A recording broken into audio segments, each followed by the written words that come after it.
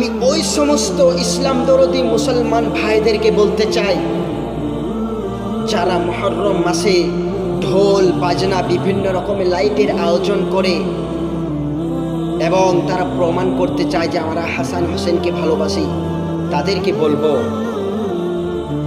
যে আপনাদের যদি ঢোল বাজানোর এতই শখ, তাহলে কান খুলে শুনেলেন, আপনার ছেলে যখন মারা যাবে তখন আপনি ঢোল কিনে এনে বাজাবেন আপনার ছেলের সামনে। পারবেন? আপনার ছেলে যখন মারা যাবে আপনি ঢোল বাজাতে পারবেন? পারবেন না।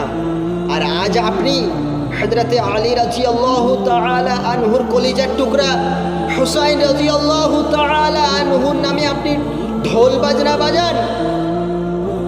আপনার লজ্জা করে না? আপনি কেমন মুসলমান? আজ আপনি হাসান হোসেনের নামে ঢোল বাজনা বাজান। মনে রাখবেন, এই ঢোল বাজনা বাজিয়ে কখনো ভালোবাসার প্রমাণ হয় না।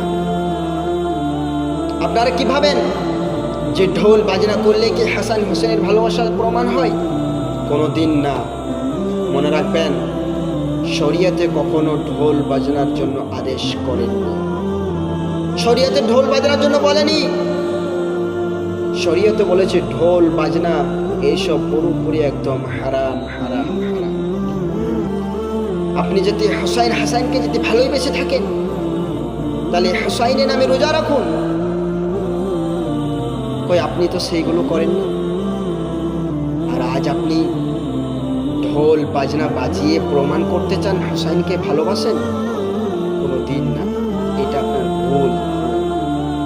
যেগুলো আপনারা করছেন এগুলো আপনাদের পুরোপুরি গুনাহ কাবিরা, পুরোপুরি আপনাদের